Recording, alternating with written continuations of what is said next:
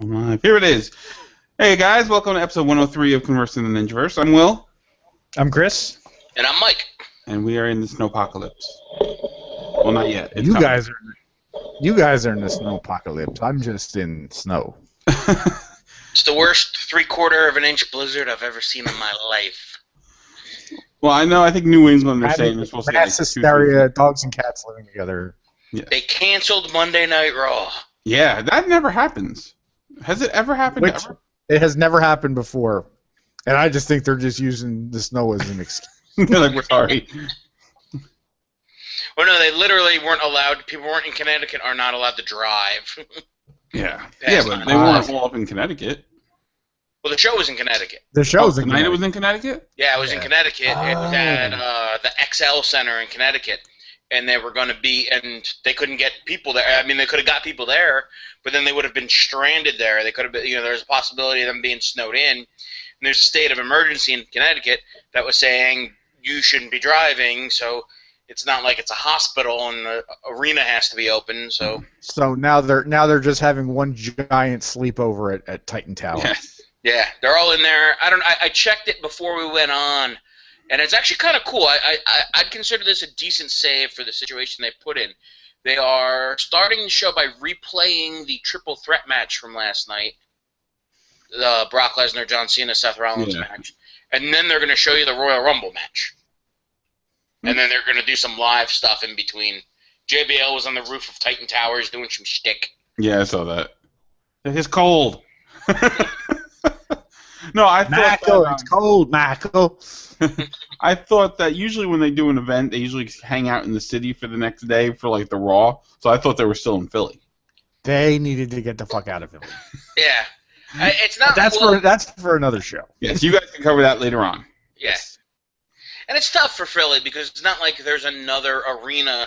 They would have had to been in the same arena. It's not like they played the football stadium and then they can go play the basketball arena. Yeah. They would have just had to have done back-to-back shows in the arena in the Javits Center. Not the Javits Center. That's in New York. Yeah. Whatever the fuck it's called now. Not the Spectrum. That's the old one. The Spectrum's the old one. I know. Anyway. The S Center? Philadelphia. Yeah. Anyway, Philly. You're next door, and I don't know what you have. All right. All right. So What what's kind the of box movie office? So what's the box office looking like for this last weekend? Box office this past weekend. Number one was American Sniper. Took in $64.5 million. Number one with a bullet? $100 million. Number one with a bullet. Now, number movie two has stored up a hornet's nest in the half on. Yeah, it has. Yeah, That's all I'm going to say about that. I think we've talked briefly about it.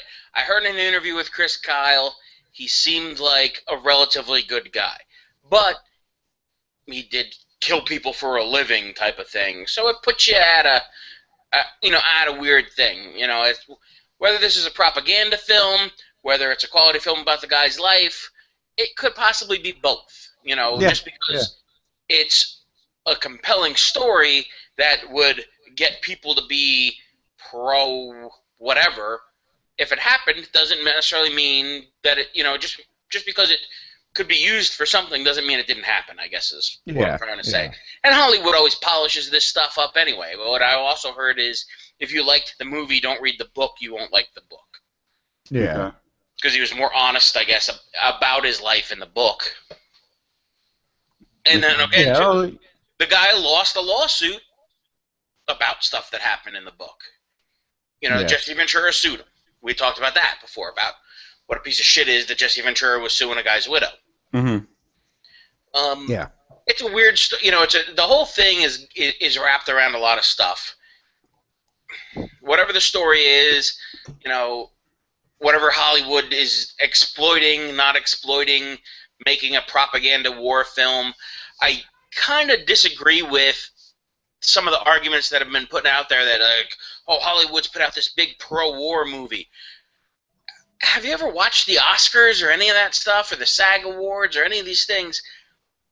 Nobody in Hollywood is pro-war. No. I mean, people make war movies, but like literally, like Liam Neeson is anti-gun, but every movie he's in, he's shooting somebody in the face. True. I didn't realize there was a. Did you see the supercut of like all the sword fights? Did you watch that video? No. Yeah, there was like a supercut of like 60 different sword fights throughout cinema history. Liam Neeson's in like half of them. Liam Neeson fights a lot with a sword. He does a lot of like period piece stuff. He's like every other scene. You have to look it up. It's a pretty cool video. I should have showed you before we started recording, but okay. That's all right. We weren't thinking about it. Yeah, go to number 2. Speaking of cool videos like that, Or not. I know this is another thing off topic, but did you guys see the archery video? This guy proves like I've seen it as in heard of it, but I haven't actually watched it yet. it's well worth watching. It's really interesting and crazy stuff that this guy does, and it kind of dispels the style of the Hollywood archer, and this guy kind of broke archery back down to its practical effects, like how somebody would have used it in hunting or in battle.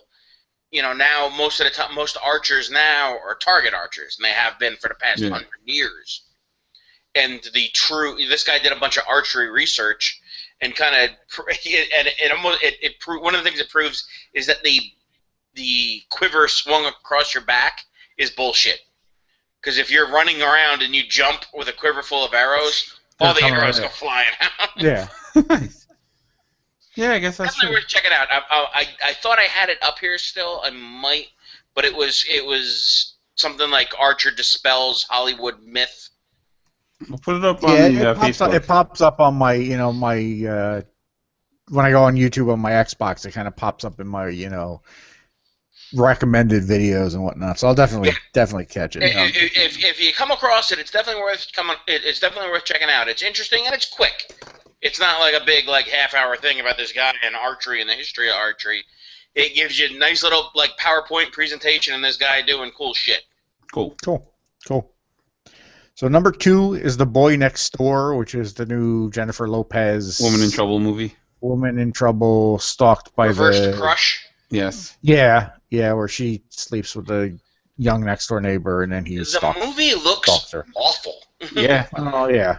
I am not a Jennifer Lopez fan by any means, but it just looks so bad. It looks so hokey. It only took in about $15 million for the weekend. So everybody thought. You know what? Remember those old Lifetime movie of the week? That's what I thought it was. With Meredith Baxter Burney or Joanna Kerr. Yeah. She's got a husband that's going to beat her, or yeah, she's married a Muslim guy that's going to take the baby and bring it back to the Middle East, or what's that? The big one was Bed on Fire or something like that. Yeah, I remember that one. I think that was that Meredith Baxter Burney one. That might have been Meredith Baxter Burney, where she burnt her abusive husband to death. Yeah. And they went to trial for it. Yeah. Lifetime. For women who hate their husbands. Lifetime. That should be the tagline for Lifetime. Yes. Number 3 is Paddington. That took in $12.6 million, $39.9 million total.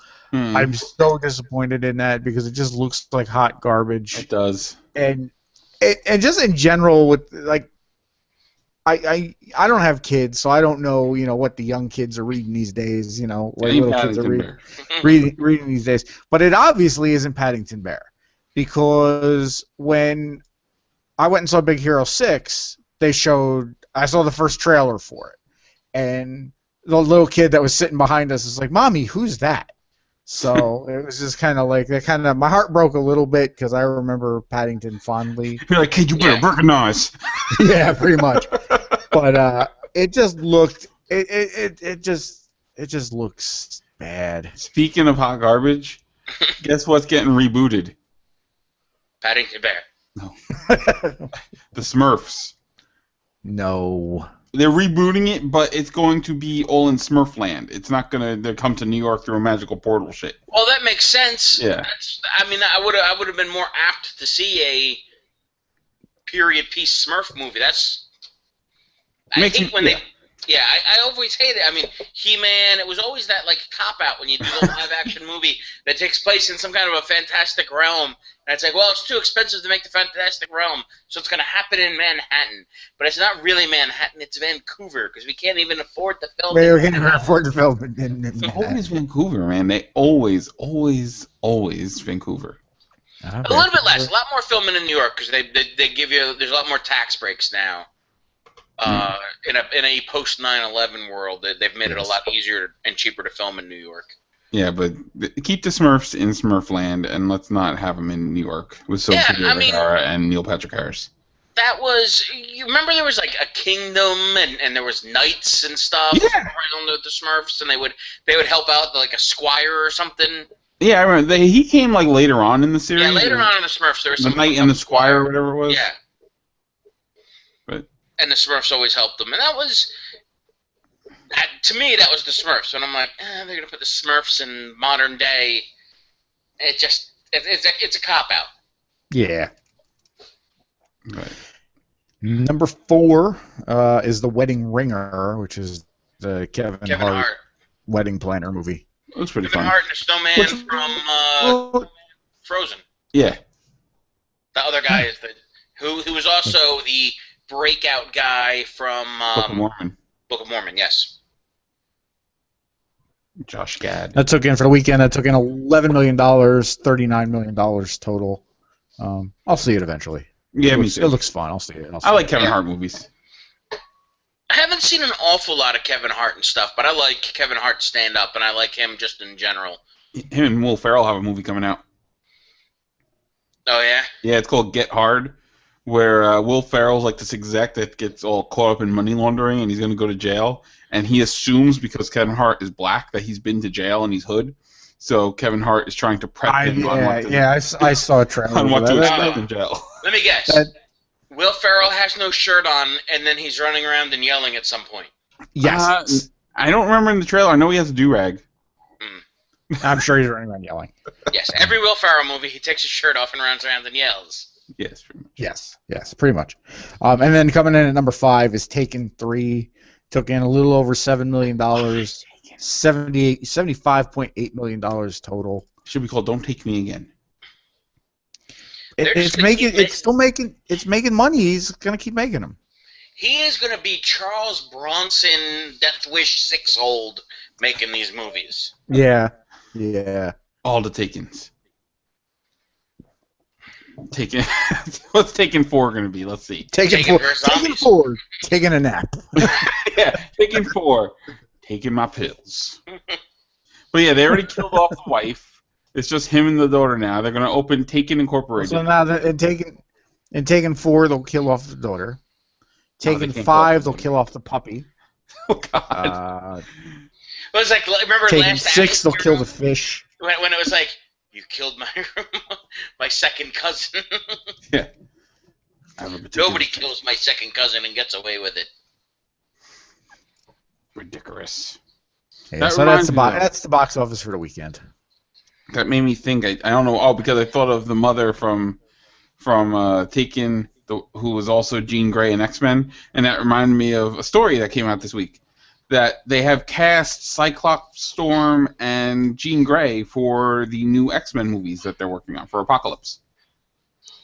The only face I recognized out of the group was for Jean Grey. It's what the hell's her name from Game of Thrones? Not Arya Stark. The redheaded daughter. Her name just fell out of my head. I don't know because Sansa Stark. That's who it is. I'm the only person in the world that's never seen Game of Thrones. So. It's so good. That was one of those shows that I was like, I'll watch it eventually. And then it was on HBO Go, and it was like, I think it was a snow day or whatever, so I was home. I watched the first half of the series just nonstop while the kids were in school one time. It's so good.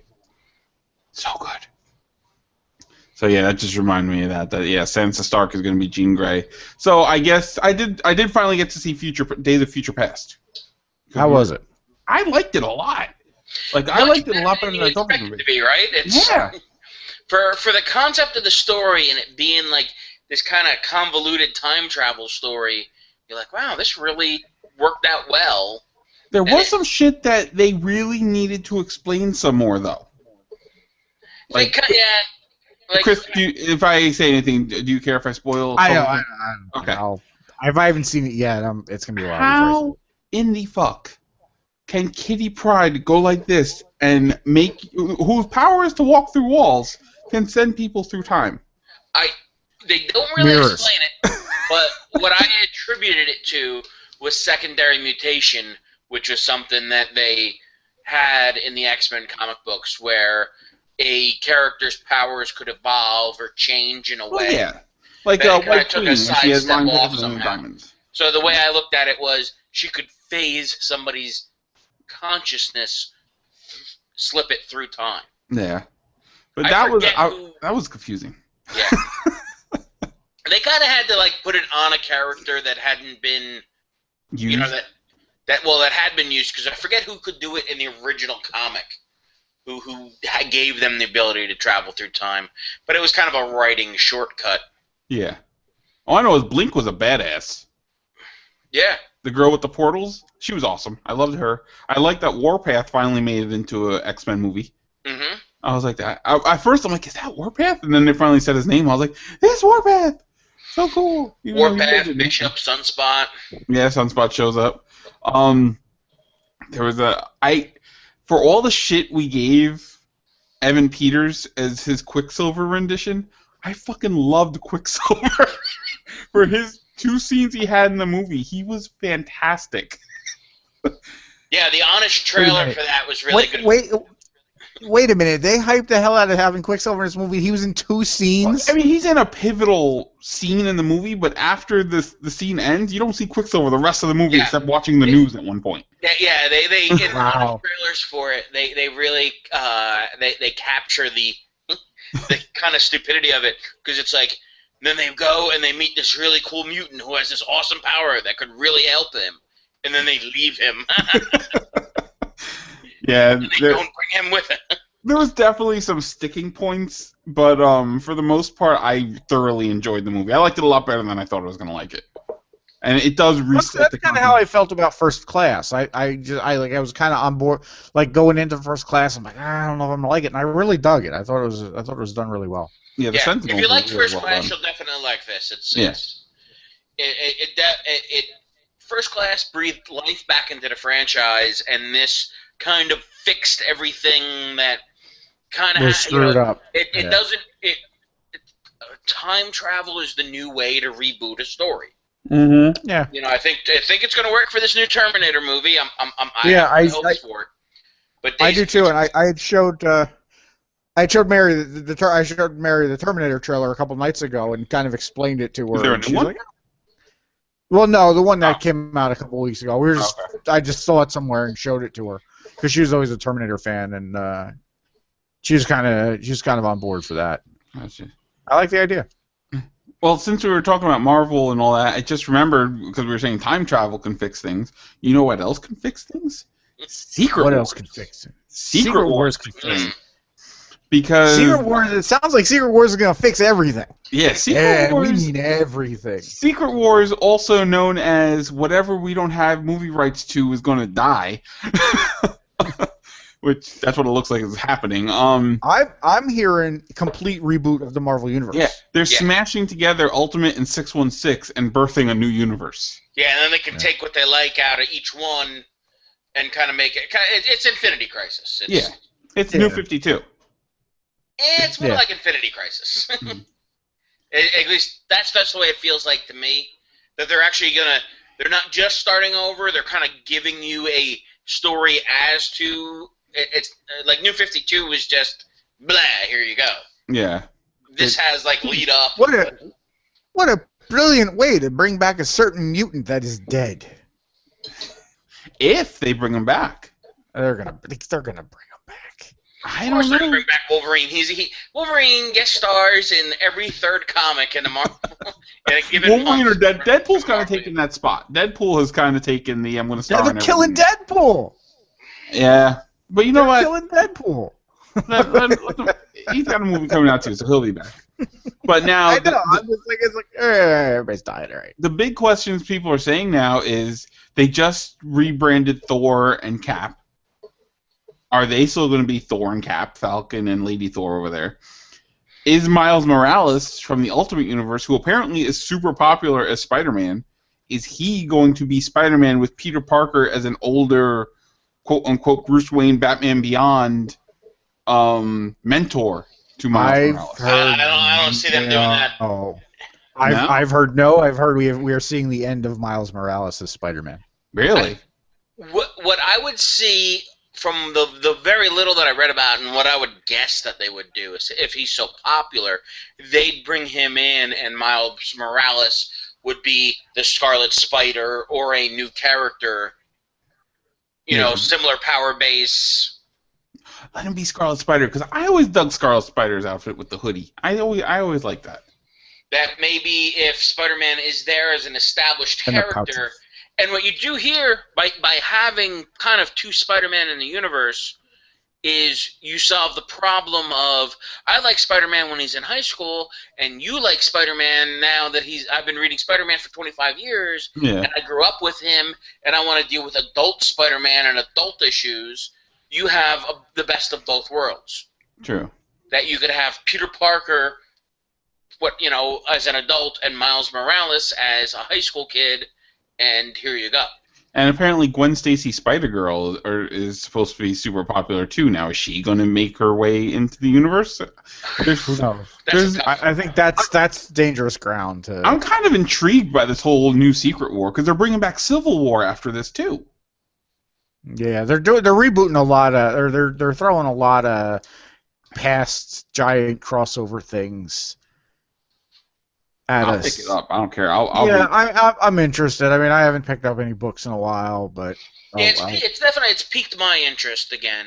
Smart Hulk might be coming back, which I remember Smart Hulk from the early 2000s. I liked Smart Hulk. Yeah, I was always a fan of Smart Hulk.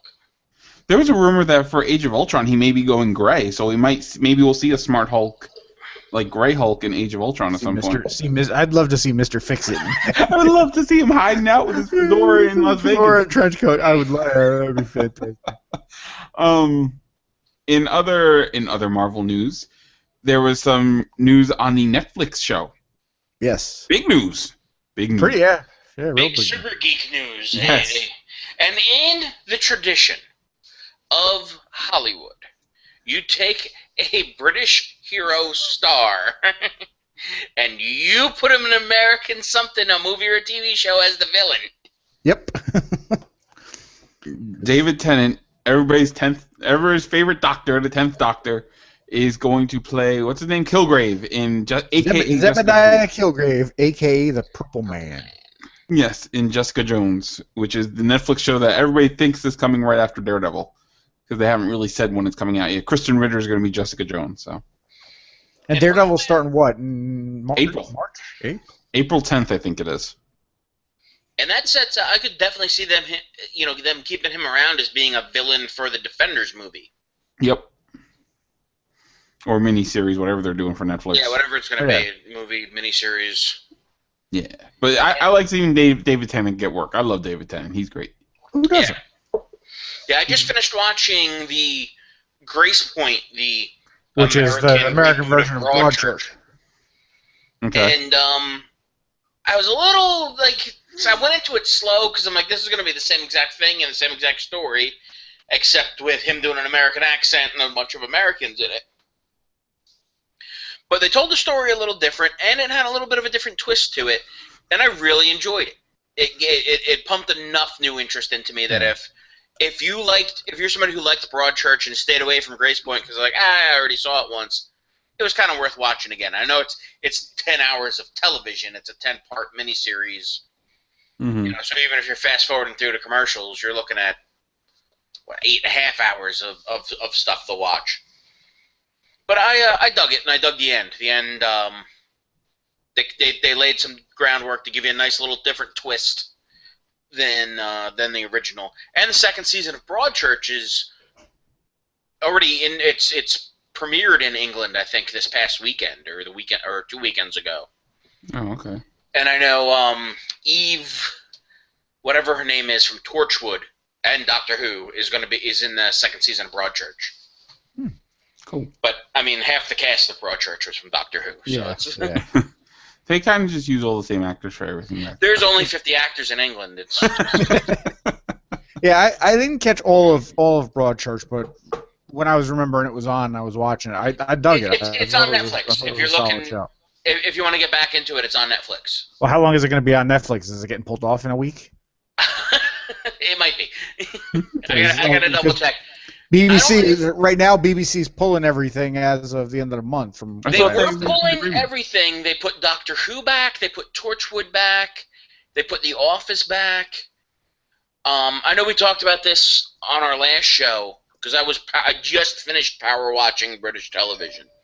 Fawlty Towers is coming off. Catherine Tate show is coming off.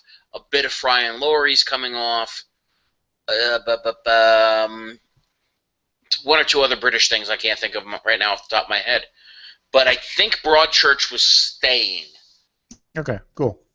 Well, then I can hopefully it's still in production, catch up on that and finish watching that.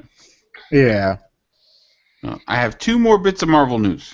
All right. The first will do good. The second one, So, the first one, Ryan Reynolds was being interviewed about Deadpool. Because he was doing stuff for this other movie, I can't even say Mississippi Grind, which I don't know what that movie's about. But the MTV guy just jumped right in on Deadpool because he was wearing a red and black plaid shirt. So he's like, he's like, our budget's so low, this is the costume. But he said that it took 11 years basically for the project to get off the ground. And what was his reaction to the test footage? He's like, first of all, I didn't release it because I'd have the Fox lawyers right up my ass. He's like, but I wish I did release it. So it sounds like there's going to be a lot of fourth wall breaking. It is the guys who wrote Zombieland, Paul Wernick and Rhett Reese. Tim Miller, I think, is directing it or something like that. That could be fun. But yeah, so he said it's going to be the right way. They are pushing for that R rating. So even if it's like one of those like the top level of PG-13, like one rung below R to low R. Yeah, I think they can get away with a high level PG-13. Like Expendables, there's people blowing up all over that damn movie. Yeah, but they're blowing up, but there's no like guts and blood. That's true. And that's one of those things that hurts those type of shows. It makes it a little too cartoony for people to take serious. Like stormtroopers that can't shoot shit. Eh. And then the second bit of Marvel news I have, that falls into the Nerdist broke an exclusive that one of their guys went and actually kind of saw what the suits are for the upcoming Fantastic Four movie. If you guys forgot, there's a Fantastic Four movie coming out this year. I'm trying to forget that there's a Fantastic Four movie coming out. But it's really not that hard to forget that there's a Fantastic Four movie coming out because we haven't seen anything on it. We haven't seen any stills. We haven't seen any trailers. We haven't seen any production notes. We've seen nothing. We've just seen the four idiots in the movie tweeting shit. Yeah, tweeting selfies. Like, hey, we're in the movie. Like when you see Age of Ultron and you have that stuff coming out, even Batman, Superman, you're seeing shots from the movie. Like you're seeing back behind the scenes pictures of people in suits and shit. There ain't been nothing. Yeah, they're hiding this, which kind of scares me. Because it's like, why do you feel you need to hide it? Well, because it's a hot pile of shit. That's why. Well, the Nerdist concept artist actually kind of sketched out what he saw. Right. He didn't see any Invisible Woman suit. He saw what he said these suits that he got the descriptions of. They are their second act suits. They're not what they'll appear in the final battle in the movie. This is like when Reed is working on those containment suits they mentioned a few months ago. Mm-hmm. So, Mr. Fantastic's, first of all, they're all black, it looks like, the suits. I thought just the Human Torch was black. I couldn't be any less interested. I'm so confused now. Yes, I know. Mr. Fantastic's suit kind of has coils around the arms and the legs. And the reasoning for that is because he's still learning to use his stretchy power, so he doesn't want his stuff snapping back too fast. Thing looks like just Rocky Dude in Fantastic Four shorts, whatever. Human Torch's suit is one of those things that's kind of interesting, but at the same time kind of goofy at the same time. Because this is suits that are made to be worn under their clothes so they can still go about their normal lives. His suits have vents so he can get the heat out. Wait a minute. Wait. Yes? Wait a minute. They're going to be wearing these bulky-ass containment suits under their normal clothes? Well, they look like, I mean, they're like spandex suits with like extra accoutrements on them. Fucking Reed, you just said Reed Richards had fucking giant springs on his legs. Coils. Coils. Oh, for love of God. The first trailer for this sucks so hard. The first trailer for this movie is going to be February 13th in front of Kingsmen: The Secret Service. Which that movie looks halfway decent, and it was like, I would go see it, but if that trailer is before it, I don't want to go. You're like, that trailer ruined the movie. Yeah, so you have that, and then Jupiter Ascending's coming out next month with the Batman Superman trailer for it, so. I'll believe that when I see it. When is this movie supposed to come out, this Fantastic Four movie? I don't know. Next August 7th. August 7th. Yeah. Oh, they buried this movie. Yeah, they did. Because movies don't do well. Movies don't do well in August unless you're called Guardians of the Galaxy. I was thinking about the movie recently because I finally saw Big Hero 6. Okay. And fantastic, right? I really enjoyed it. It lived up. You know, you were hyping it a lot, and it lived up to pretty much everything you said. And it was an enjoyable superhero cartoon. And again, a lot like Guardians of the Galaxy or The Incredibles, it was heroes you don't really know, made up heroes for the story or whatever, but they told an interesting, compelling story. They introduced characters. They kept the story moving. You had, you had a good story. Mm-hmm. That and in watching that, I'm like, it's not the I was thinking about it. I'm like, it's not the characters that make a good movie. It's how you tell their story, no matter who it is, whether you're making them up or whether they're based on some kind of source material or not, or they're original. I guess I've been a little redundant there, but as this Fantastic Four thing, it's like they're trying to reinvent the wheel. Yeah. And well, the reason the movie didn't work is because the characters were flawed. Because it's too unbelievable that this happens or that happens or this happens. And I know we keep kind of reiterating this point, but with that Big Hero 6 movie, all the characters were kind of cartoony and ridiculous, but it wasn't like I didn't feel like I was watching the Harlem Globetrotters superhero cartoon. Mm-hmm. I was watching a good superhero movie. Yeah. And I have to ask, not to derail the conversation just into Big Hero 6, but did you stay through the credits? Yes. Okay, good. Don't tell me anything. I haven't seen it yet. Stay through the credits. If you have anybody out there who haven't seen Big Hero 6 yet, stay through the credits. And I watched the movie with my niece and nephew. My nephew's 7 and my niece is 4, and they were both riveted throughout the whole thing. And even the 4-year-old has great retention for a movie, and she liked it a lot, and she enjoyed it, and she remembered all the characters' names, and she was big on it. But that post-credit scene, I explained to my nephew that I'm like, this is who that was, and this is why he's important, and he's like, oh wow. Nice. In the chat over here in our little chat box, I clicked the link. That's what the Human Torch suit. The containment suit looks like. I clicked it, I looked at it, and the first thing I thought was, oh, so that's what they did with the outfits from the first G.I. Joe movie. That's what I thought of too. Either that or he's about to go skateboarding in the 80s. Or he's playing Photon, not even laser tag. This is your acceleration suit. What does it accelerate? You. Yeah, so. That's it, I'm done. Click. Yeah, this is how I'm going with it. Even if the characters are different, maybe the story is gonna be good. Maybe. I don't. I'm deep down in my heart of hearts. I guess I want it to be good, but then still part of me wants Doctor Doom to be Doctor Doom the way he's written in the comics. Not just some angry internet troll. Or making him Lex Luthor that got electrical powers, or just make him Doctor Doom. It's the best villain in comics. I'm looking at the 3 times they've gotten him wrong. I'm looking at the comments for that picture I sent you. One guy wrote, "My mother always said if you can't say anything nice, don't say anything at all." And the comment right underneath, "I didn't have a mother, so I'll say this movie feels and looks like it'll be 10 degrees of all kinds of ass." Like, yes. Damn. All right, so I think that takes us out of Marvel news for right now. I think so. DC wise, we do have Supergirl cast. We do. We have casting of Supergirl. Melissa, I'm probably saying the last name wrong. Benoist, Melissa I think it is. Benoist. Yeah.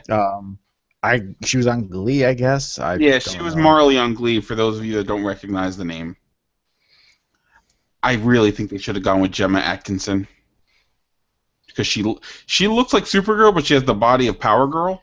Yeah. Well. But interesting was what's his name? Stephen Amell and Grant Gustin, who are TV's Arrow and Flash, were like blowing up the tweets about her, saying she's going to be great, this and that, the other thing, which they're saying they're going to cross over. Then CBS is like, we want to keep it to ourselves for a while, so we're getting mixed signals. But if they do cross over, she will fit in with the everybody has to be pretty on CW demographic. Yeah. Yeah. I'm digging it. She dyed her hair blonde. She's not wearing a wig. So she dyed the hair blonde, so she's committed to the role, so hopefully she sees a future in it. Speaking of which, have you guys watched Arrow and Flash this week? Yes. No. It was so good. So good. My daughters, they freak out with Arrow because they saw, oh my god, especially the season finale, or the mid-season finale, they lost their mind. They're like, what? But I love the way... Go ahead. I was going to say, I'll let you, I'm kind of going to burst your bubble a little bit, so I'll let you keep going, and then I'll, not burst your bubble, I'm going to kind of I had a different feeling about it a little bit, but. Okay.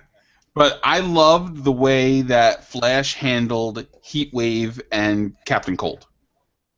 I thought that was fantastic. I love that it was the Prison Break guys kind of reunited. Yes, that was the brothers from Prison Break. Yeah. Reunited as Heatwave and Captain Cold. Even though I kept calling him Heat Miser the whole episode just because I just kept thinking Heat Miser. But I love Arrow, but Flash is really kind of just up there. Like it's like some weeks it's hard to tell which show is better. Well, that's a good thing. Yeah. Flash has become a different. It's really been a solid superhero show. Yeah, and it's renewed for season 2. Where they're doing more than, they're doing it better than Smallville did.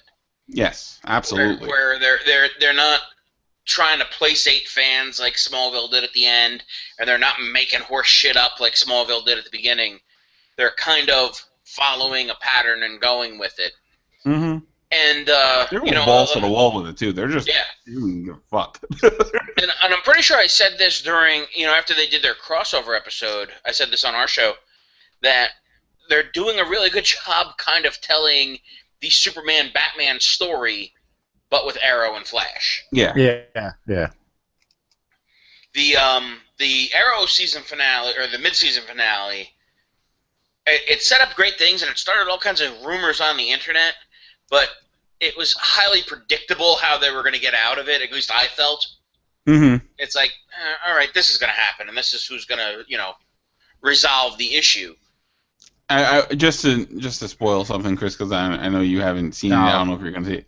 They didn't use the Lazarus Pit, which I had seen that. I saw that they were using the Lazarus Pit. That's what I figured was going to happen. I figured there was when I heard what happened, I'm like, that's how they're bringing it back. Yeah, but it's not. Which is cool. Yeah. Yeah, it's. I'm sure that because they've been doing everything very well. Did you guys see the Arrow the Batman 3 Lego Arrow commercial trailer. Yes.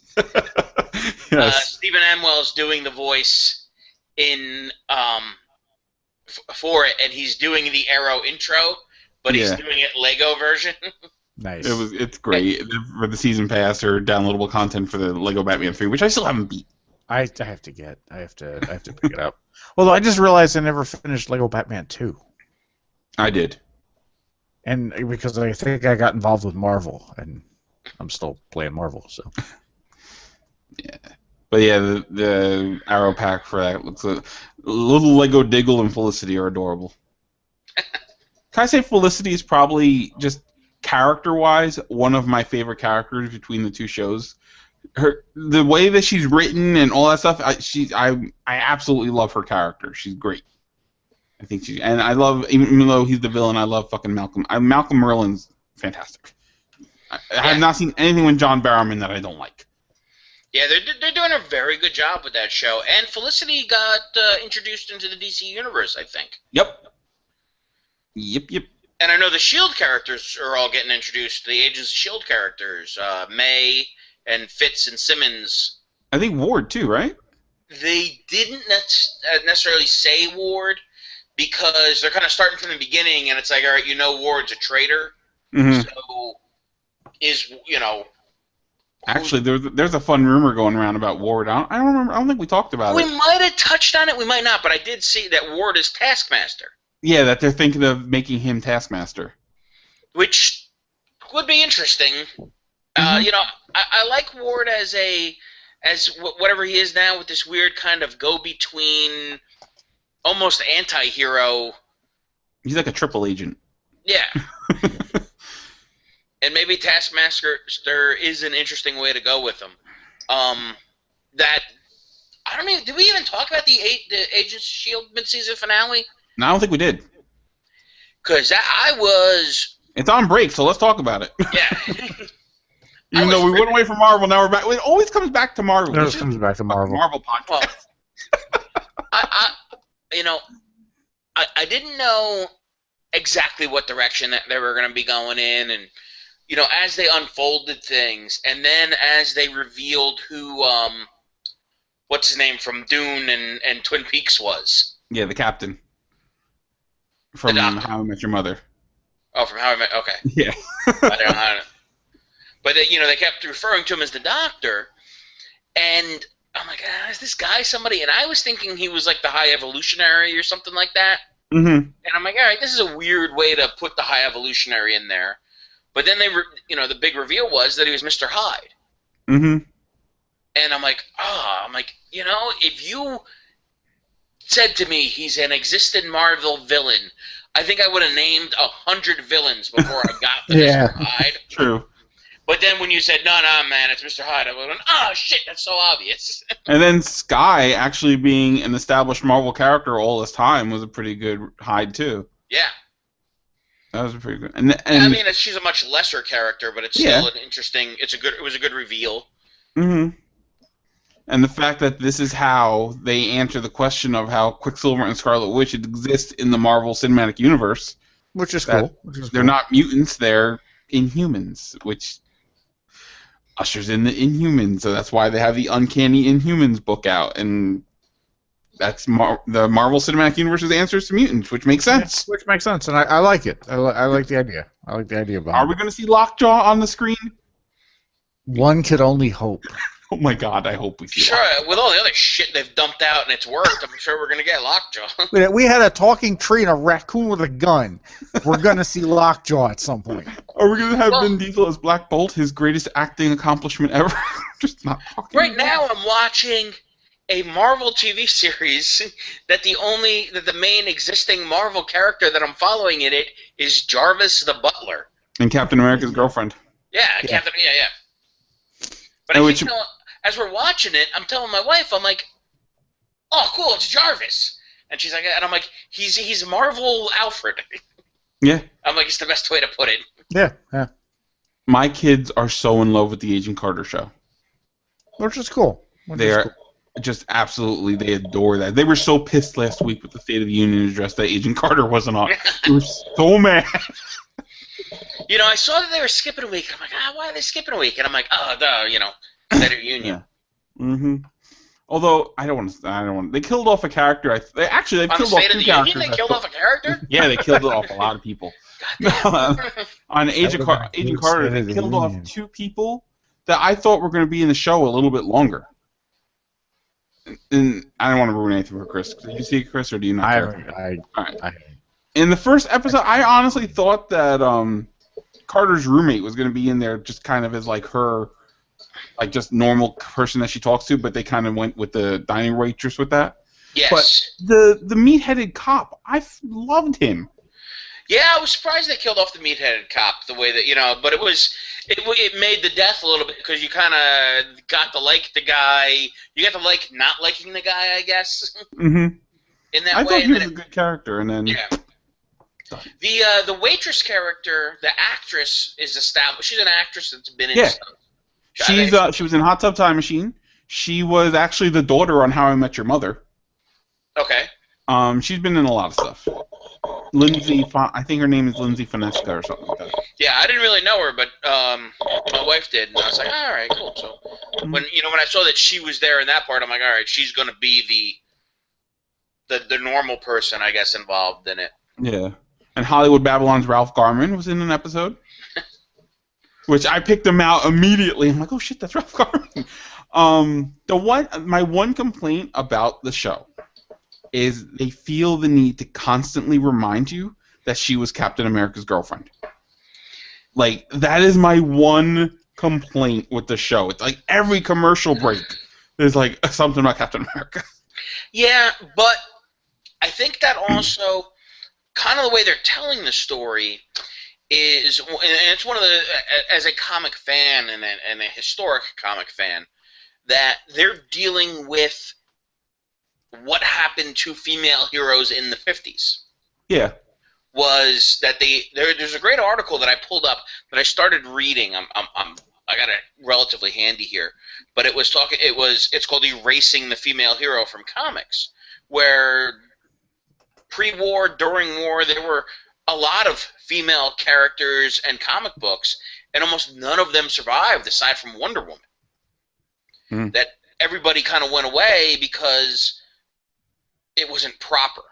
It was and the female books that were out there were like Superman's girlfriend, Lois Lane.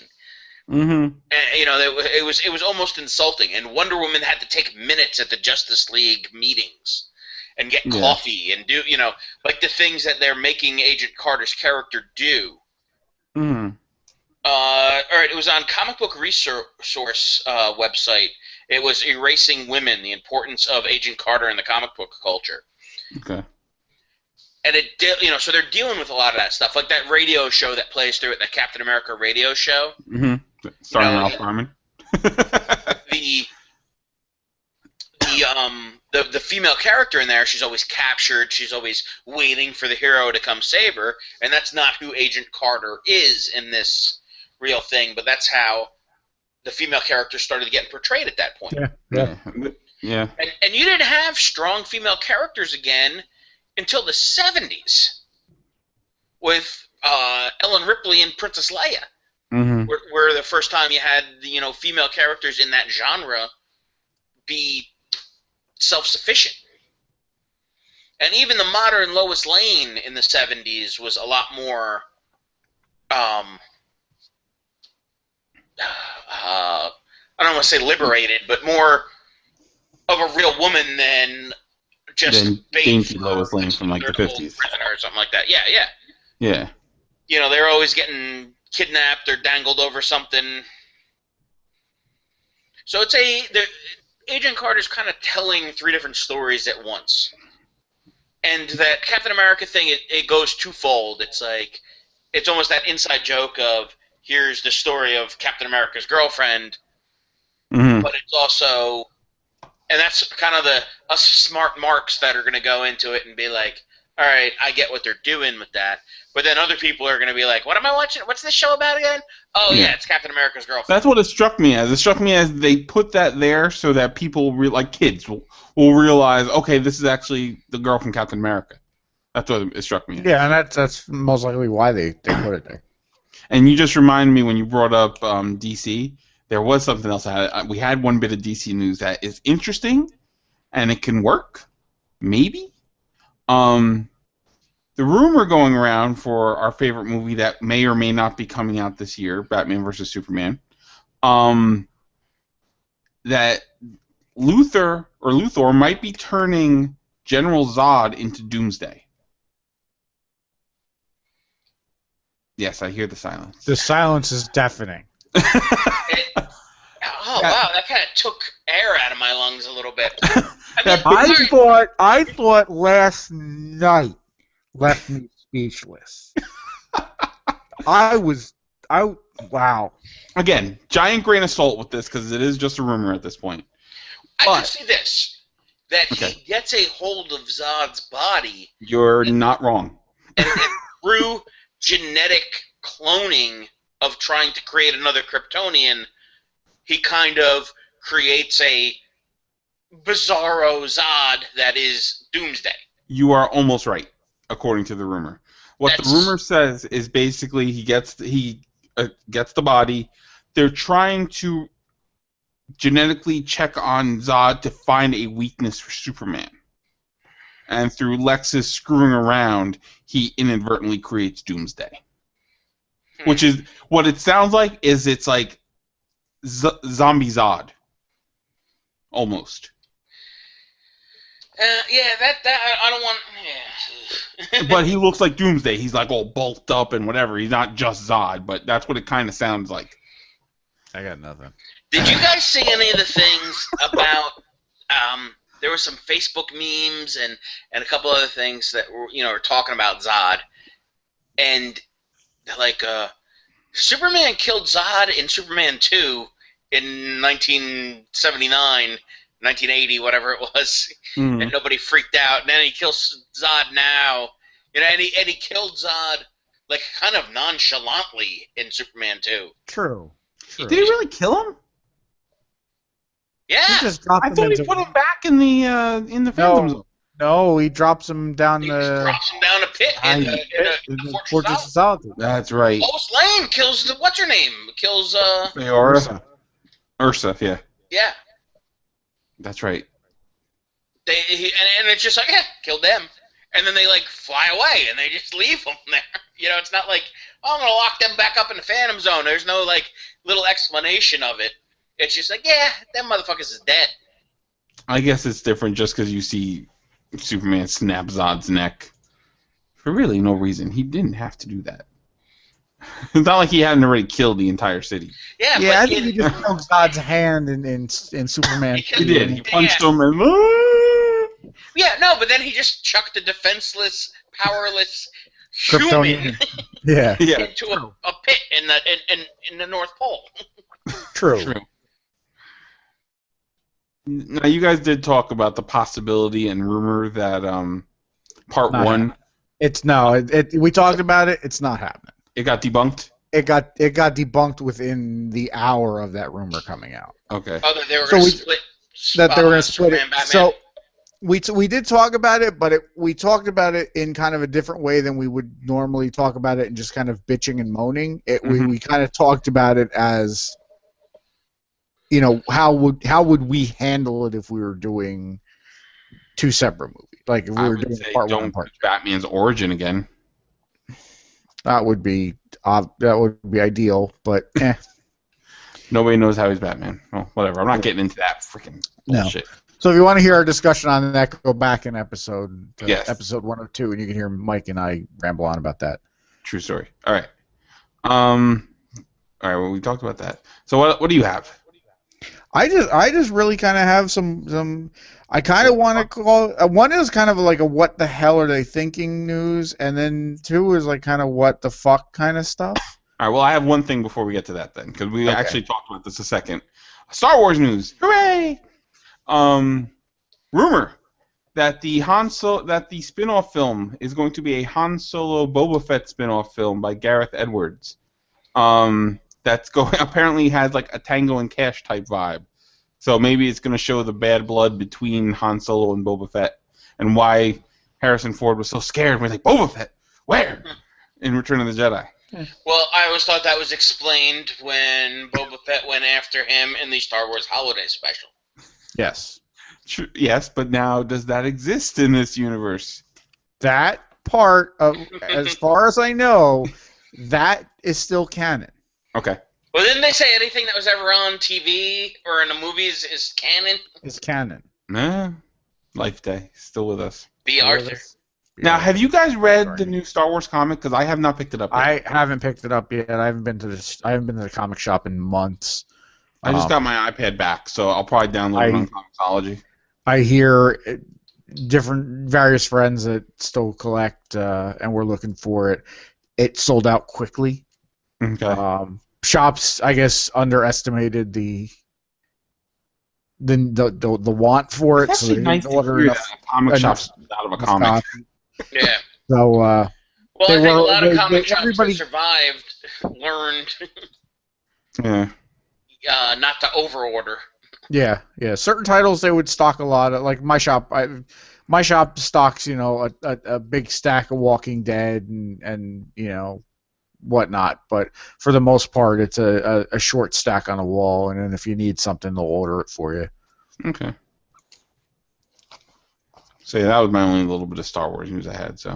All right. So we'll go into we'll start going into my what the hell are they thinking? Please God, no news. And this is just rumor, but it is that Hasbro is planning a GoBots movie. That's gonna be the greatest movie ever. How great would it be if the GoBots movie was better than a Transformers movie? It can't be worse. It can't be worse. It's about robots. The robots look real cool. It can't be worse. Leader 1. Leader motherfucking 1. Cykill and Copter. Copter. I forget the race cars. Well, there's Turbo. Turbo is the good race car. I forget what the bad race car. X was the bad race car. Yeah, whatever. For as bad as GoBots were, just in general, then they still had to put in like the lame kid with the lame kid robot. What was his name? Was his name like Chip or something? I don't remember the kid's name, but he hung out with Scooter all the time. Yes. All right, I'm pulling up a list of GoBots characters right. Scooter was the only character. There was only one sidekick robot that was worse than Scooter, and that was T-Bot or whatever from Mask. All right, who we got? Okay, here are some of the epic names we have for the Courageous Team, which was the good guys, in case you couldn't figure that out. Leader 1, Turbo, Scooter, Pathfinder, and Royalty. Then you had the Super Guardians, which were the bigger ones. Okay, yeah. Cykill, former friend Cykill, breakaway from the Guardians. Yeah, then the Super Guardians were Spacey, which I'm guessing was a spaceship. Stax, Defendor, Zemon, Baron Von Joy, I don't remember that one, and Throttle. Baron Von Joy. Yes. That's not a robot name. The Renegades, we had Cykill, Screwhead, Tux, Crane Brain, and Fitor, Fitor. Coptor. Coptor was always my favorite. One of them was really just named Tank. Then the Super Renegades, you had Bug Bite, Hair Fiend, who was also Dr. Go, Destroyer, Psycho, Night Fright, and Vamp. But there are some, Jeeper Creeper, Mr. Moto. I remember these names. Wrong Way. Yeah, and this is the GoBots really were. The GoBots really were the Kmart of Transformers. They were even the flea market Transformers. Oh, here's the humans. Okay, we got the humans. Matt Hunter, Nick Burns, AJ Foster, Anya Turganova, General Newcastle, The Last Engineer, Master Renegade, and Dr. Zebediah Braxis.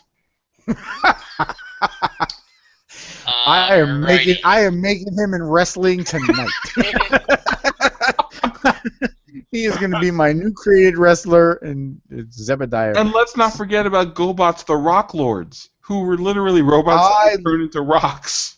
I still have a Rock Lord floating around somewhere. I have He-Man characters that turned into rocks. Oh my god, I didn't realize there were actually this many celebrities that did voices in the Rock Lords. Margot Kidder as Solitaire, Telly Savalas as Magmar. Yeah, because that was their big movie, their big theatrical release movie. GoBots Rock War Lord. What do you guys do? Because there is nothing more fun to play with than a robot that turns into a fucking rock. Oh, just so you know, Tank, he turned into a tank. Just wanted to let you know. Just to clarify? Yes, because I'm looking at the list of toys. It has the name and the vehicle mode. Cykill was a motorcycle. Yeah. Vitor was a jet. Spacey was a space shuttle. Tank should have turned into a Ford Granada or something. Tank should have been a Pinto. They turned into a gas tank. It was just... Oh my god. And he would fill the gas up in the other robots as they needed it to. We could fall down this rabbit hole of GoBots names all day. Yeah, we could. But the last two pieces of kind of, these really are kind of what the fuck news kind of thing. And I brought one popped out to me because I saw the picture and I just thought, Will. In the Philippines. The mighty Philippines. The mighty Philippines. Kentucky Fried Chicken, or as it's known now, KFC. Yeah, because it sounds healthier. Has taken the double down to a whole new level. Now, for those of you that don't know what the double down is it's like two fried chicken. Let me explain. With cheese in the middle, no bread, no nothing, no vegetables. It's a ham and cheese sandwich, but instead of bread, there's two pieces of fried chicken. And for extra taste, you dip it in mashed potatoes and gravy because it's excellent. Now I'm starving. So it's so good. Anyway, in the Philippines, now there are only going to be 50 of these sold in each store. They're introducing what is called the Double Down Dog. Double Down Dirty Dog. That's what I call it. And this Double Down Dirty Dog, as Will calls it, is a fried chicken breast stuffed with cheese and wrapped around a hot dog. With sauce on it. Yes, with some kind of sauce on it. Probably mustard. It's like I have to try it for science. I'll bet you it's available at PAX. Sounds fantastic. Oh, it sounds horrible. It sounds horrible. And then you dip it in mashed potatoes and gravy for extra taste. The picture just looks repulsive. I saw it. I'm like, I kind of want to eat it. I knew you would, but I wouldn't touch this. I'm fat. I wouldn't touch My kids are like, I don't like hot dogs. I'm like, I don't care. There's chicken on it. You got chicken on my hot dog. And you know this is going to make its way over here because America. Because America. Yeah, and they're not going to have the 50 limit in any store. No, it's you buy 50 of them for yourself. Yep. And then you'll be on that TV show on TLC. Which one? That My 600-Pound Life. And then again, the last piece of news. This also jumped out at me because of Will. Yes, the greatest cinematic masterpiece that will ever happen. Adam Sandler is making a Western that is going to be on Netflix. Oh, is it on Netflix? It's not. It's going to be on Netflix. As far as I know, it's going to be on Netflix. Yeah, he signed some kind of big Netflix deal. Oh, that's right. Yeah. It's going to be a Magnificent Seven spoof called The Ridiculous Six. Okay. It's going to star nothing like spoofing a 45-year-old movie. Oh, this list. This list is amazing. Adam Sandler, Taylor Lautner, Nick Nolte, Steve Buscemi, Rob Schneider, Dan Aykroyd, Will Forte, Nick Swartzen, Terry Crews, John Lovitz, Luke Wilson, Steve Zahn, Danny Trejo, Chris Parnell, Whitney Cummings, and Will's favorite rap star of all time, Vanilla Ice, playing Mark Twain. Yes. And on that note, where do we go from here? I'm not gonna lie. That movie sounds like something I'm definitely gonna watch a few times. I'm sure it is. I'm sure it is. I I don't even know if I love the list here more than I love the picture on Topless Robot. The picture on top of the robot was fantastic. It was like somebody took a picture of Vanilla Ice from Cool as Ice, threw it in paint, and just drew like a white little mustache on him. And white hair. And white hair. In Fantastic. paint, in Microsoft Paint. No Photoshop, nothing. Just like in Microsoft Paint. You know what, man? I'm down with it. Whatever. I'm kind of down with it. I'll give it a shot. Yeah. I mean, yeah. I almost kind of like this idea because it's going to let, like, if Adam Sandler can do something, I mean, Adam Sandler always does weird and goofy, but if there's a little bit more control on it and a little bit less expectation of we have to make some big zany box office movie, this might be something that works. You know, it might, reining the Adam Sandler world in a little bit might kind of make his movies more enjoyable again instead of I'm going to do batshit crazy kid stuff that kids are going to like. Actually, I'm looking at the article linked off of Topless Robot. I didn't see That's My Boy, but apparently Vanilla Ice stole some scenes in that. That's Blake Shelton is in it too, or in the new movie, in this cowboy movie. Okay. So, I think it'll be fine. I think you're right. I think this is a way that, this probably would bomb hard in theaters. Oh, it absolutely would. But on Netflix, but going on Netflix, it's, you know. Yeah. And it's one of those things that kind of like word of mouth, then people can see it and be like, hey, did you see this? Oh, yeah, yeah. That was, some of those Adam Sandler movies, you know, they don't do well in a box office, and people are like, oh, yeah, I heard that stunk. And then people end up seeing it and be like, did you actually see it? It was pretty good. Like, Little Nicky was one of those. They kill at home. Little Nicky was fun. Yeah. But, I mean, bad reviews, bad box office, and it just kind of got this everybody's like, oh, yeah, that movie stinks. But probably most of the people that were saying that never even saw it. They just are kind of going off the box office of it. Yeah. Comedies are weird like that. Sometimes it takes a comedy time to find an audience. Like Austin Powers. Austin Powers is the perfect example of that because in the theaters it did okay, but once it came out on video, that's when it really kind of got its legs, and that's what spurred on the sequels. Yeah. Mm-hmm. And look at Mallrats too. Mallrats is the same way. Mallrats, Office Space, yeah. You know, Office Space was, you know, didn't do well at all. It's a great movie. It's a great movie, and it's all true. Yeah. It's my life story. I had an Office Space job at my Office Space moment at my job last week. Did they take your stapler? They didn't take my stapler, but I had somebody. I had mispronounced. I've been on this job as of today, like 3 weeks. This is the start of my third week. I paged somebody on the intercom and I pronounced their last name the way it was spelled, not the way it's supposed to be said. I had no less than 4 people over the course of the day come up to me and tell me that I had said his last name wrong. And it was just like, I just really was like thinking, yes, I got the memo. You know, it was just like, so. That's all I got. You want to hang a sign around your neck that says, all right, I got it. Sorry. Yeah, it's like I got it, yeah. Got it. Excellent. But I think that's going to wrap it up for us for this week. Are we wrapping up? Okay. I had one. You got one thing? Go ahead. I got one thing, and this is kind of, I don't know if you guys even heard any of this, and it was one of those things that I wouldn't have known the guy by the song. I had to look and listen. You know, I'm like, oh, yeah, I have heard that song. Sam Smith. Oh, yeah, I just read that, actually. Yeah, I read it today, too, with that song Stay By Me, or Stay With Me, I'm sorry. Yeah. He just lost a lawsuit and has to pay royalty rights now to Tom Petty because Stay With Me is I Won't Back Down.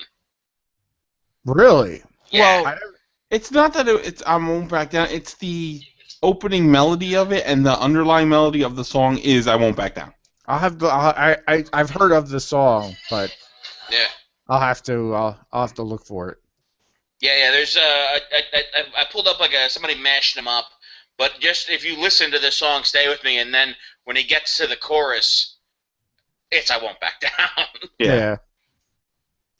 Ooh, that's like Huey Lewis in the News suing Ray Parker Jr. for Ghostbusters. Yes. And winning. Because Ghostbusters is I want a new Huey Lewis in the News is I want a new drug. Which I never realized until years later. I'm like, oh yeah, it is. They really just updated the snow for me. We're now going to get up to 8 inches total. Nice. I'm not going to work. I already called that anyway, so it doesn't. Yeah. It's going to be a day full of revengeance for me. Nice. Yes. So, there was something else I wanted to mention. Oh, well, no. Yeah, that's not worth mentioning. I'm good. I was reading, there's a series of articles that's been coming up on, again, comic book resources. They were doing Mutants of the 90s, Where Are They Now? And it was the Still Alive and the Dead are the two parts that they've done. Nice. Oh, yeah. Do you have that list with you? I want to see how many I remember. It's not a great list. It's kind of done in article form, but I can just kind of go through some of the names. They broke it down into categories of X teams and X villains and allies. God, this suit is terrible. I have to get this Michael B. Jordan off my monitor. But under the X teams, Ravinchay, dead. Yeah, these are all dead. Feral. Oh my God, I remember Feral. She was in X-Force. Yes. Yeah. She was like Wolfsbane almost. She was like Wolfsbane, yeah, but not. She was a cat. Shard. Vaguely remember that one. Mondo. I remember Mondo. Sync. These are all dead, you said? These are all dead. Okay. And Skin. Oh, I remember Skin. His mutant power was gross. That's why he did. Yes, being gross is his superpower. He just had extra skin that he could throw at people. It was weird.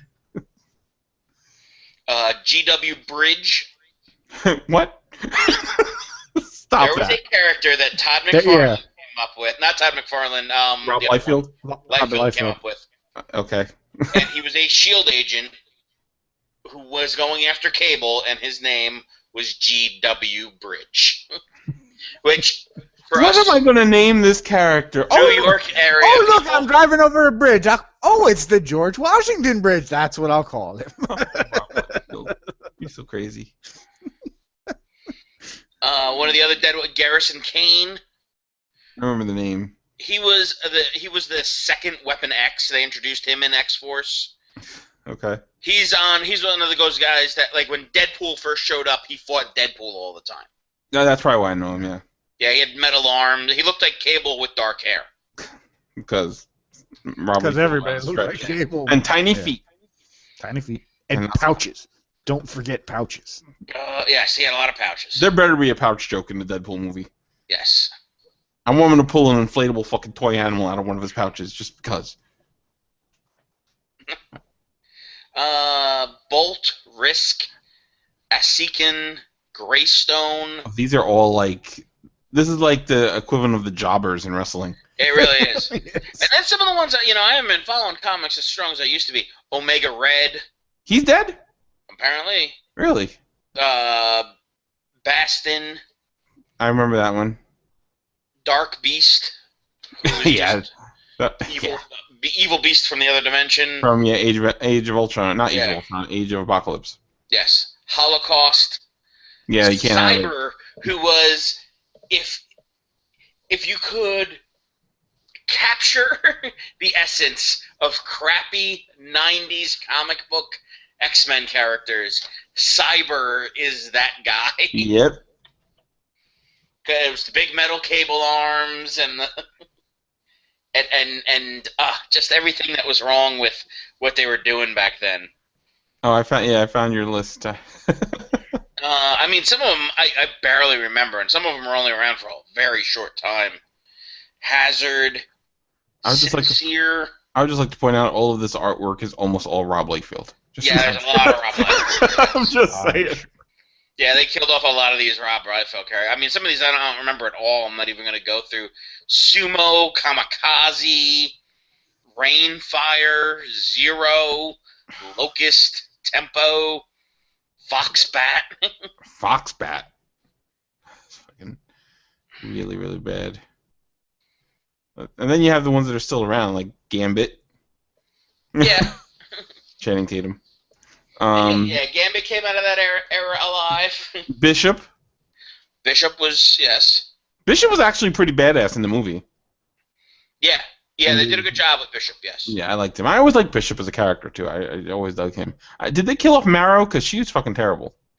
No, Marrow, I think, is still in this alive. She's in the alive list. I see a picture of her here.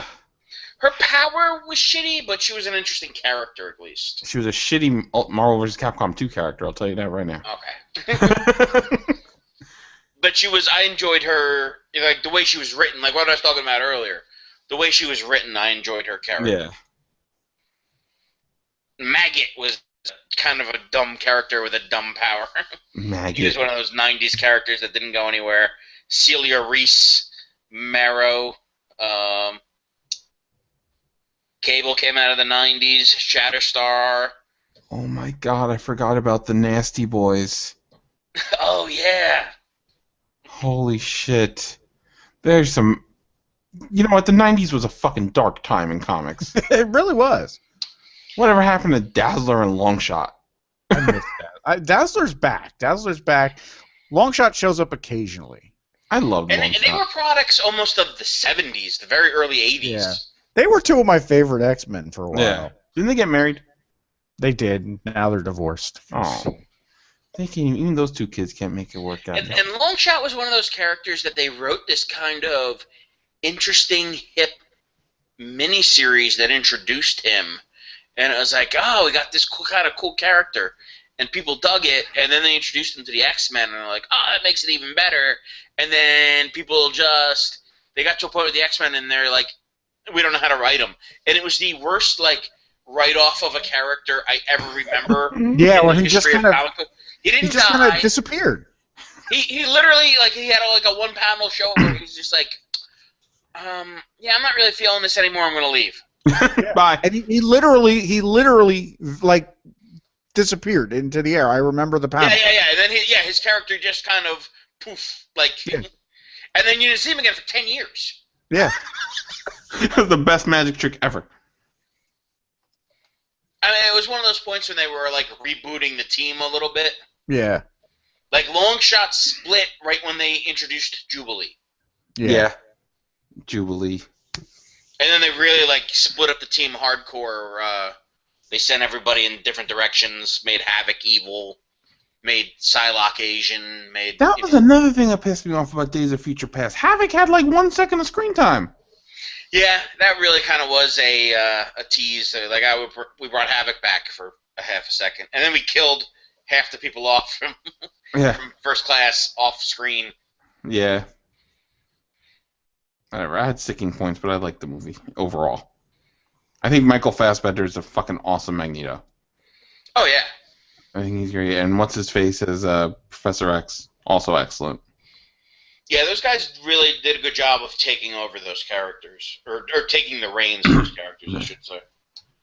Yep. All right, I mean, I didn't have anything earth-shattering there. I just had a couple interesting little fun things. Yeah, man, it just makes you think. 90s comics with their variant covers and their every issue introducing somebody new. 90s comics was all about the money. That's all it was. Yeah. It was, and everybody over substance. Everybody was going to be millionaires in 20 years when they're selling their comics, and now you can buy them in the 50-cent bin somewhere. I know, that's a shame. It's just sad time.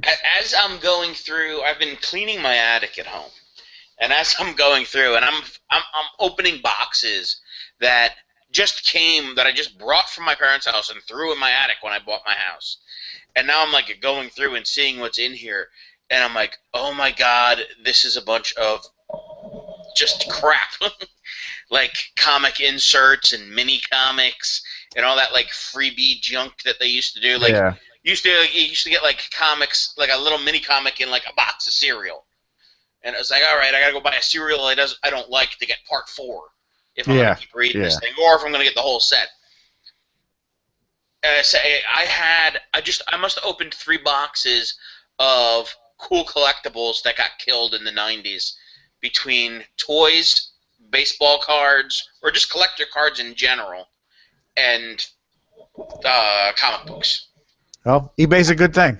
Yeah. Because there's somebody out there that's looking for that shit. So. Yeah, but I mean, for the 50 cents that I'm going to get for 12 metric pounds of... I'm not talking all of it, but, you know. For your But you know what I childhood. did find? I found this. It's I remember a that. talking Freddy Krueger. At Spencer's. That is cool. That and Pee Wee. Yes, the Pee Wee one is the one that's worth. This one's worth a couple bucks. I actually took it out of the box. Ooh, but it's no fun in a box. How dare you? So, yes, I can do this. The Pee Wee one's worth a lot of money because that was the one that everybody was buying and then burning because, oh my God, somebody, a grown man jerked off someplace. Yeah. 50 miles away from any child.